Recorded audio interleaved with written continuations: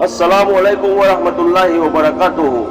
अल्लाह ताला ने हमारे नाक में ऐसे सेंसर फिट किए हैं कि कोई बैक्टीरिया, कोई वायरस या ऐसी कोई नुकसान देने वाली चीज हमारे नाक के जरिए हमारे जिस्म में जाने की कोशिश करती है, तभी हमें छींक आती है और हम कहते हैं अल्हम्दुलिल्लाह। इसका मतलब कि अल्लाह तेरा शुक्र है।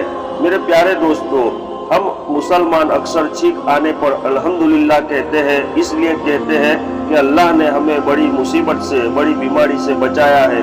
वीडियो अच्छा लगा तो आगे शेयर कीजिए। आप सबका दिल से शुक्रिया। अल्लाह हाफिज।